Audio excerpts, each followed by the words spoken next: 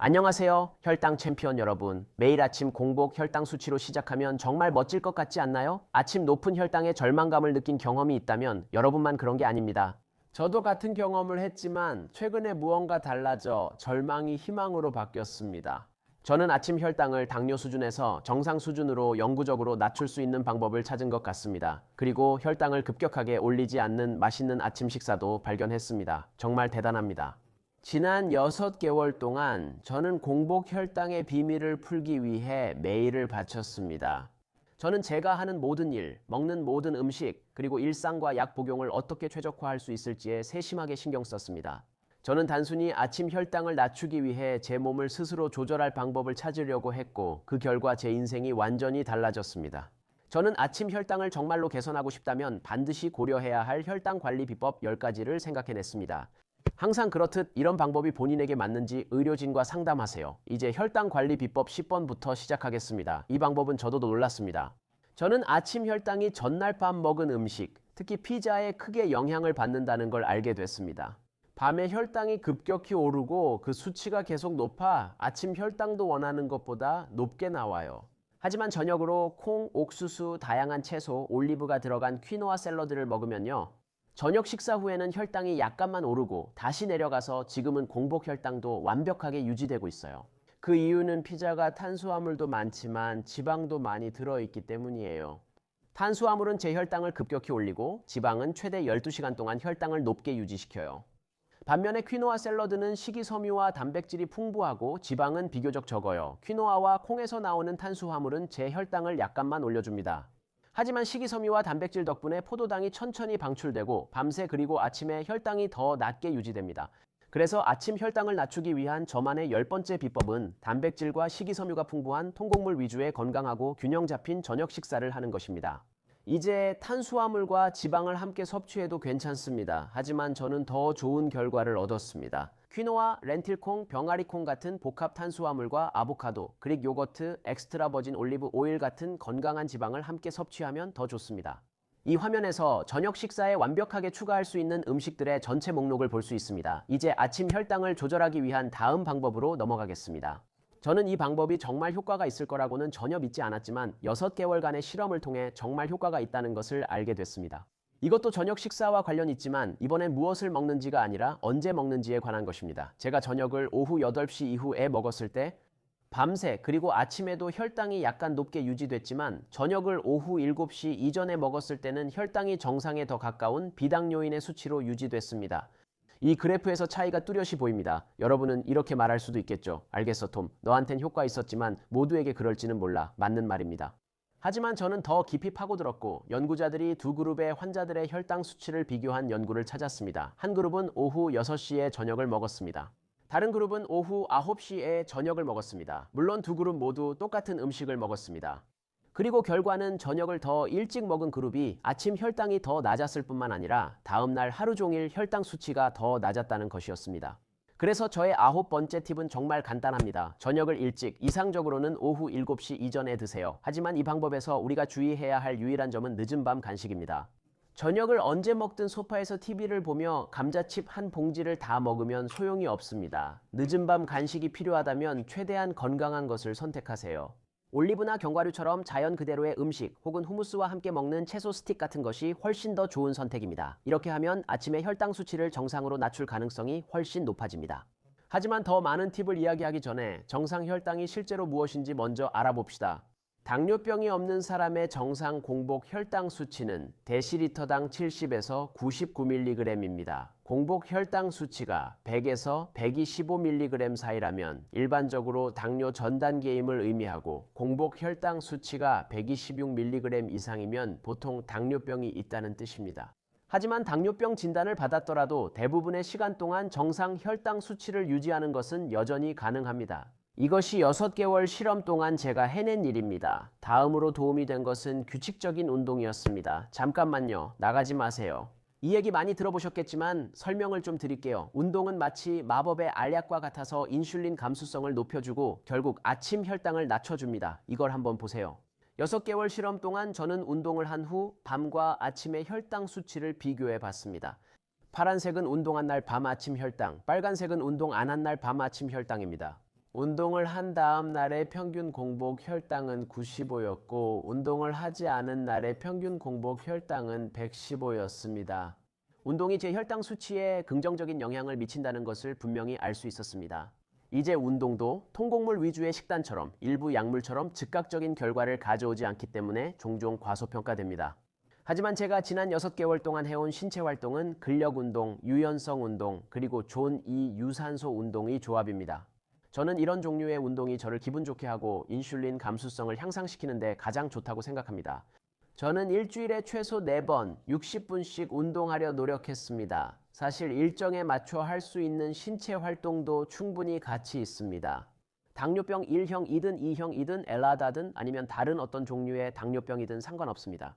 규칙적으로 운동하고 건강하게 식사하며 인내심을 가지면 아침 혈당뿐만 아니라 전체적인 혈당 수치도 개선되는 것을 볼 수 있을 것입니다. 그리고 그 변화는 생각보다 더 빨리 찾아올 것입니다. 그리고 이 방법에는 또 하나의 큰 이점이 있습니다. 인슐린 감수성이 높아질수록 혈당이 더 예측 가능해지기 때문입니다. 이렇게 되면 장기적으로 당뇨병과 혈당을 훨씬 더 쉽게 관리할 수 있게 됩니다. 아침 혈당을 조절하는 7번째 방법으로 넘어가겠습니다. 이 방법은 운동보다 훨씬 쉽습니다. 믿으셔도 됩니다. 하지만 저에게는 이게 실험을 하면서 가장 놀라웠던 점이었습니다. 대부분의 밤에 저는 7시간 이상의 양질에 방해받지 않는 숙면을 취할 수 있었습니다.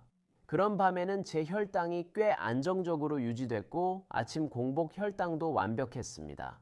하지만 늦게 잠자리에 들거나 밤중에 깨어나 다시 잠들지 못했을 때는 밤 동안 혈당이 급격히 올랐고 그로 인해 아침 혈당도 높아졌습니다. 그래서 저의 7번째 팁은 충분한 숙면을 취하는 것입니다. 저는 개인적으로 하루에 7, 8시간 정도 자려고 노력하고 가능하면 밤 9시나 9시 30분쯤 일찍 잠자리에 들려고 합니다. 왜냐하면 자정 이전에 자는 잠이 가장 질이 좋다는 많은 연구 결과가 있기 때문입니다. 그리고 이 방법은 특히 제가 어떤 신체 활동을 한 날에 정말 잘 통하는데 그 활동이 저를 피곤하게 만들어서 쉽게 일찍 잠들 수 있게 해줍니다. 제가 좋은 질의 잠을 자는데 도움이 되는 다른 방법으로는 오후나 저녁에 카페인이 들어간 음료를 피하는 것이 있습니다. 잠자기 30분 전 N 화면을 보지 않고 방 온도를 낮추면 도움이 됩니다. 이제 아침 혈당을 낮추는 다른 방법을 알아보겠습니다. 많은 당뇨병 환자들이 겪는 아침 혈당 상승의 흔한 원인 중 하나는 바로 새벽 현상입니다. 새벽 3시에서 8시 사이에 우리 몸은 코르티솔과 성장 호르몬을 분비하는데 이 호르몬들은 간에 포도당을 만들라는 신호를 보냅니다. 이 포도당은 원래 당신이 깨어날 수 있도록 에너지를 제공하기 위한 것이지만 동시에 혈당을 급격히 올리게 되고 당뇨병 환자에게는 이것이 문제가 될 수 있습니다. 다행히 새벽 현상을 다루는 방법들이 있으며 곧 설명드리겠습니다. 하지만 먼저 아침에 혈당이 높아지는 원인이 정말로 새벽 현상 때문인지 아니면 다른 이유가 있는지 알아봐야 합니다. 그리고 그걸 알아내는 유일한 방법은 밤새 그리고 아침 내내 2시간마다 손가락을 찔러 혈당을 확인하거나 혈당 데이터를 자동으로 수집해주는 연속 혈당 측정기를 착용하는 것입니다. 그게 지난 6개월간 매일 밤마다 해온 일입니다. 저는 혈당 수치를 기록하고 먹은 음식, 복용한 약, 한 신체 활동, 그리고 느꼈던 감정까지 모두 적어두는 일지를 썼습니다. 일주일에 한 번씩 일지 데이터를 분석했고 이것이 게임 체인저였습니다. 몇 달이 지나고 나서야 저는 아침에 혈당이 높아지는 원인을 비로소 제대로 이해하기 시작했습니다. 참고로 말씀드리는 겁니다. 6번째 팁은 혈당을 자주 확인하고 가능하면 연속 혈당 측정기와 일지를 활용하는 것입니다. 새벽 현상, 다운 페노메논 다루는 법을 말씀드리기 전에 이제 제게 직접 메시지 보내고 파트레온에서 보너스 콘텐츠도 볼 수 있다는 점을 알려드립니다. 저는 후원자분들의 모든 질문에 답변해드리고 35년 넘게 당뇨와 함께 살아오면서 배운 모든 것을 기꺼이 공유하고 있습니다. 그룹 인원이 한정되어 있으니 아래 링크를 확인하고 지금 가입하세요. 이제 아침 혈당 낮추는 다음 방법을 살펴보겠습니다. 이 방법, 즉 인슐린 최적화는 저에게 큰 도움이 됐습니다. 대부분 인슐린 주사가 필요하다는 걸 아시겠지만 그렇지 않은 분들도 계실 겁니다. 인슐린이 어떻게 작용하는지 그리고 그것이 아침 혈당 급증을 어떻게 막아줄 수 있는지 이해하는 것이 정말 중요합니다.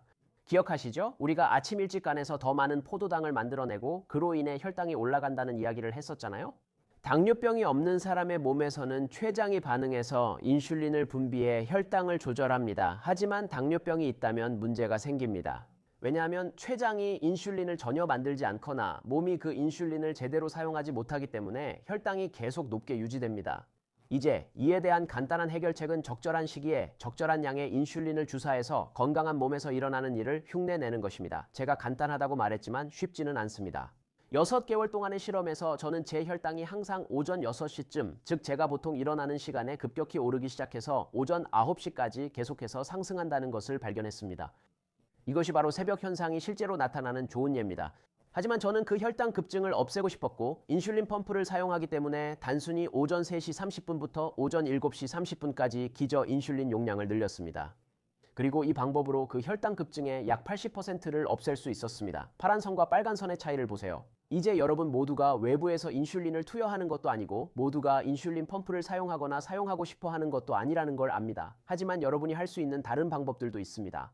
제가 가장 중점을 두고 싶은 것은 규칙적인 운동과 건강한 식단으로 인슐린 저항성을 줄이고 인슐린 감수성을 높이는 것입니다. 여러 번 일일 주사를 맞고 란투스, 트레시바, 레보미르, 투저 등 기저 인슐린 사용 중 아침 혈당이 급격히 오르는 경우 그 장시간 지속되는 인슐린의 용량을 늘리거나 또는 그 장시간 지속되는 인슐린을 맞는 시간을 바꿔야 할 수도 있습니다. 최적의 효과를 위해 어떤 사람들은 자기 전, 어떤 사람들은 아침에, 또 어떤 이들은 용량을 나눠 다양한 시간에 인슐린을 맞아야 합니다. 하지만 어떤 변화를 하기 전에는 모두에게 맞는 정답이 없다는 점을 기억하세요. 혈당 추이를 신중히 분석하고 의료 전문가와 상담하세요.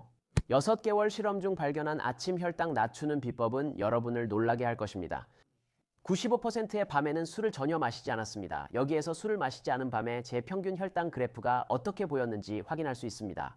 아침 혈당이 항상 완벽하진 않았지만 괜찮은 편이었습니다. 그런데 몇몇 밤에는 이 실험을 위해 위스키를 2잔 정도 마시기로 했고 정말 흥미로운 일이 일어났습니다. 저는 새벽 3, 4시 사이 혈당이 떨어지기 시작했고 아침에 비당뇨인 혈당 수치로 일어났습니다. 위스키를 마신 후마다 이 그래프에서 알코올의 영향이 확실히 눈에 띄었습니다. 그렇다면 네 번째 핵심 요령은 자기 전에 위스키 2잔을 마시는 걸까요?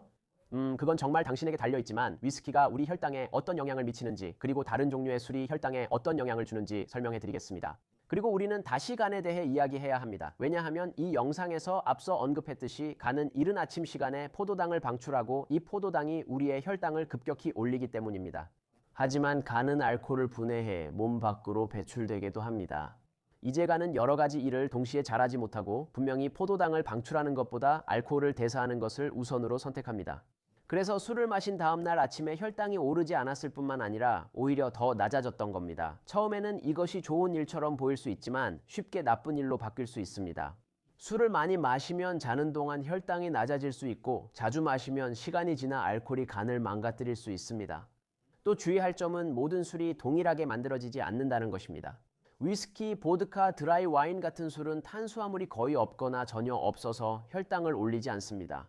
하지만 맥주나 설탕이 첨가된 달콤한 칵테일은 탄수화물이 많아서 혈당을 올릴 수 있습니다. 지금 이 차트에서 볼 수 있듯이 제가 그렇게 말하면 아마 동의하실 겁니다. 술을 과하게 마시는 것은 아침 혈당을 낮추는 장기적인 방법으로 좋지 않습니다. 하지만 물이나 커피, 다른 음료들은 어떨까요? 도움이 될 수 있을까요? 지금 바로 살펴보겠습니다. 그리고 이 부분은 절대 건너뛰지 마세요. 제가 마지막에 말씀드릴 음료가 여러분에게 게임 체인저가 될 수도 있으니까요. 6개월 동안의 실험 동안 저는 자기 전에 큰 물 한 잔을 마셨고 아침에 일어나자마자 또 한 잔의 큰 물을 마셨습니다. 저는 이틀에 한 번씩 그렇게 했고 물을 마신 날들의 평균 혈당 그래프가 여기 있습니다. 보시다시피 저의 평균 공복 혈당은 107이었고 아침 식사 후 2시간 뒤의 평균 혈당은 140이었습니다. 추가로 물을 마시지 않은 날에는 평균 혈당 그래프가 크게 다르지 않았습니다. 실제로 평균 공복 혈당은 오히려 약간 더 좋아져서 105였고 아침 식사 후 2시간 뒤의 평균 혈당은 약간 더 나빠져서 143이었습니다. 그래서 저에게는 물을 추가로 마시는 것이 큰 차이를 만들지 않았습니다. 하지만 충분히 물을 마시지 않으면 제2형 당뇨병 위험이 증가할 수 있다는 연구 결과도 있습니다. 그러니 그 점을 주의하세요. 연속 혈당 측정기 사용 시 수분을 충분히 섭취해야 합니다. 수분 부족은 연속 혈당 측정기 정확도를 낮출 수 있습니다. 탈수 상태에서는 측정값이 부정확할 수 있습니다. 제 혈당에 가장 큰 영향을 주는 음료는 커피입니다. 예전엔 커피로 하루를 시작했지만 이제는 그렇지 않습니다. 그 이유를 말씀드리자면 저는 아침에 커피를 마시지 않은 날의 혈당 수치를 파란색으로 그리고 일어나자마자 가장 먼저 커피를 마신 날의 혈당 수치를 빨간색으로 비교해 보았습니다. 커피에는 탄수화물이 전혀 없지만 커피로 인해 평균 혈당이 뚜렷하게 상승하는 것을 볼 수 있습니다. 커피 한 잔이 제 혈당을 데시리터당 약 30에서 40mg 정도 올립니다. 아침에 가장 먼저 커피를 마시면 혈당이 오르지만 흥미롭게도 오늘처럼 아침에 조금 늦게 커피를 마시면 혈당이 거의 오르지 않습니다. 아침 혈당을 낮추는 저만의 세 번째 요령은 일어나자마자 커피를 마시지 않는 것입니다. 이 방법이 반드시 공복 혈당을 낮추는 데 도움이 되는 것은 아니지만 일어난 후에 혈당이 급격히 오르는 것을 막는 데는 도움이 됩니다. 또 다른 음료 팁입니다. 이 음료는 공복 혈당을 낮추는 것으로 여러 연구에서 입증됐습니다.